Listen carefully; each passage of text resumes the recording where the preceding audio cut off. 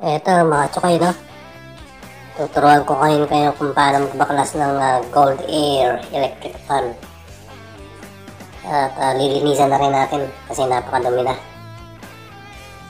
Ayan siya, dual head. So dalawa yung fan niya. So sa likod meron siyang screw. Ayan. Bali tatlong screw yan, no? Dalawa sa gilid at isa sa baba. So tig-tatlo yan kasi dalawa yung fan niya. So tig-tatlo sila ng screw sa likod. So pag natanggal natin yung screw, bubunutin na natin yung cover niya sa harap.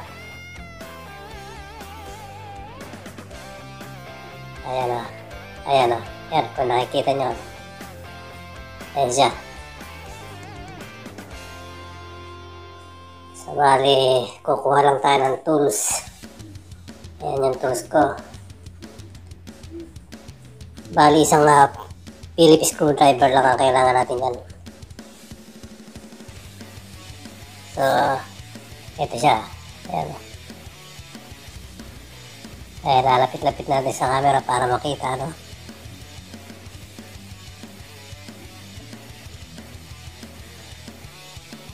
Bali, tanggalin lang natin yung tatlong screw niya. So, matatanggalan natin yung cover sa harap. At malilinisan na natin yung kasi medyo bago sa natin to, hindi siya common na kaya ng ordinary na electric fan na nakikita natin. Medyo iba siya kasi naka-screw.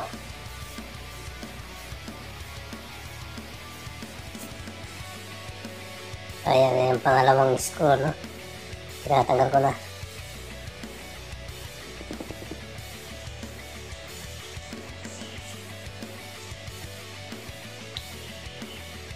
Ayan o. So, yung pangatlo niya, ayan, sa ilalim naman yan o. Kaya bali tatlong screw lang yung kailangan natin tanggalin. So, para mabunot na natin yung cover niya sa harap at malinisan na natin yung loob. So, baklasin din natin yung pinaka-fan niya para siguradong malinis, no? Kasi napakadumi na niyan na hindi na masyadong bumubugaw. Ayan o, tingnan nyo yung cover. Natanggal na, di ba? Pakita ko sa inyo yung dumi, no? Ayan o. Napakadumi na. Yan ang humaharang na ngayon sa hangin. Pati yung pinaka-fan natin, no?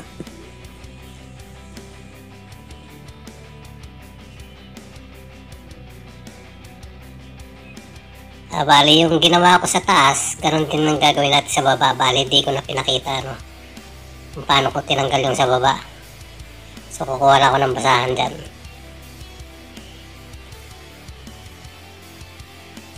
Pupunasan na lang natin yan. Punasan lang natin ng basahan. So, okay na siya. Malinis na. Pero, tatanggalin ko rin yung fan yan. Papakita ko rin sa inyo kung paano pagtanggal. Meron din siyang dun sa fan. Meron din siyang screw na kailangan tanggalin. Hindi screw, yung pinakalock niya. Parang nut. So, kailangan lang natin yung pihitin. Ito, inuna kong tinanggal dito yung loob. Pero dapat ito munang fan ang tatanggalin dyan.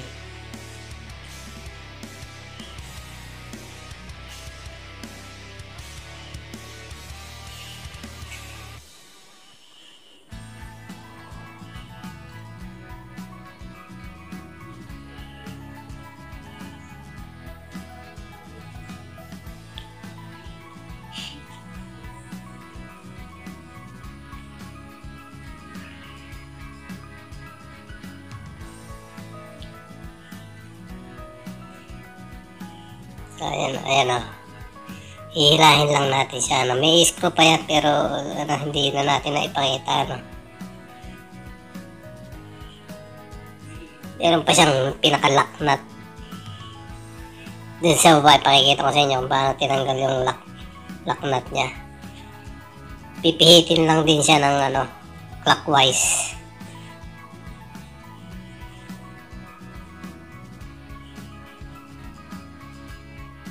Ayan, para malinisan na natin yung loob sa isa.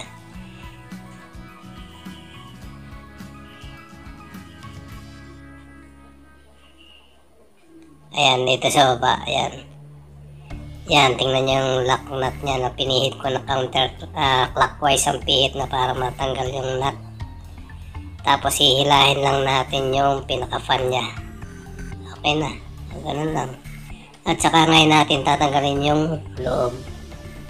Doon sa taas kasi nagbaligtad yung tinanggal yung screw ng loob bago ko na tanggal yung fan.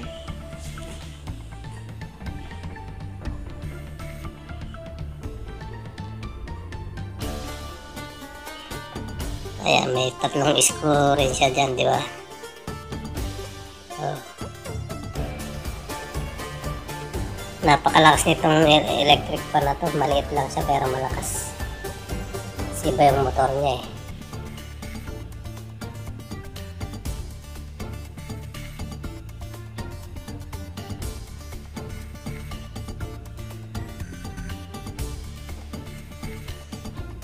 Ito mga tsukoy, no? Ayan, hinugasan ko na yan.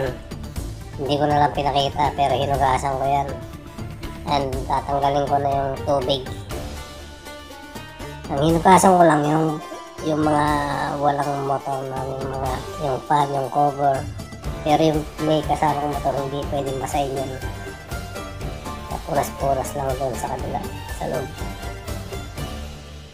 Ito, babalik na natin yan, no? Pinapurasan ko lang. Papakita ko rin sa inyo kung paano magbalik yan. Napakasimple lang. Sa iba lang kasi baka malito sila kung paano tanggalin, kaya pinakikita ko. Kasi yung hindi karaniwan sa electric fan, yung naka-screw yung cover. Sa atin kasi yung electric fan natin, yung common, yung kiniklip lang. Ito kasi naka-screw. Hindi nyo mapansin yan kasi nakatago. So yan, binabalik ko na, ano, yung 3 butas niya kanina, di ba? Kailangan doon tatapat mo lang din siya sa butas niya para may screw mo siya.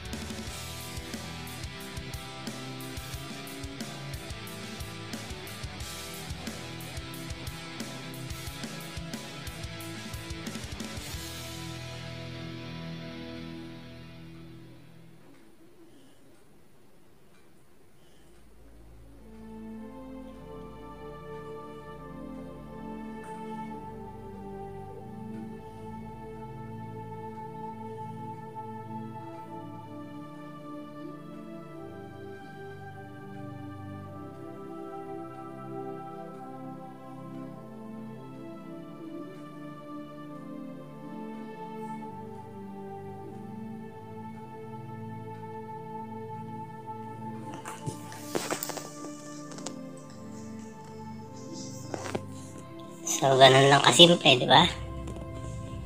Sunod natin, ilalagay na natin yung fan.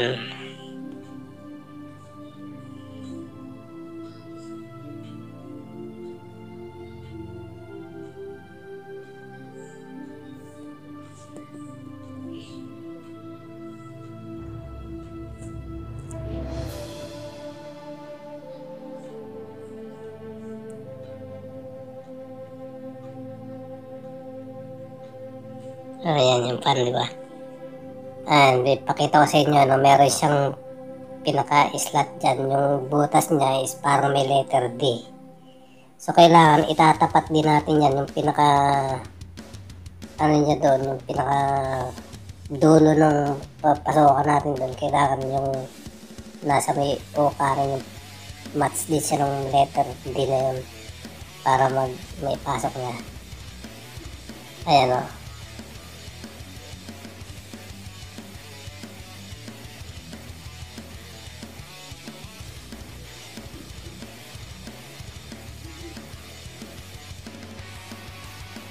So, kung ano yung ginawa natin sa baba, ganoon din yung gagawin natin sa taas. So, ang paglagay naman ng pinaka-lock nut niya, counterclockwise naman yung paghigpit niya. Kasi sa electric fan, baliktad yun. Yung paghigpit niya, baliktad dun sa, sa mga ordinary na ano. So, yan.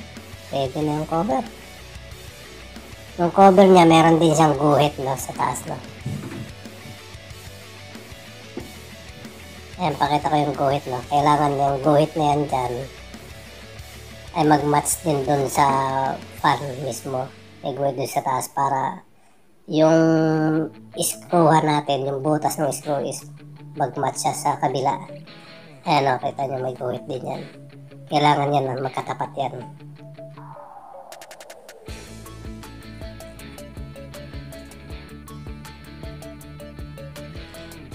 So, para yung screw niya is sakto.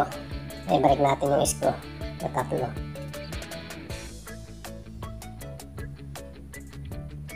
Ayan. Lagay ko na yung screw sa likod.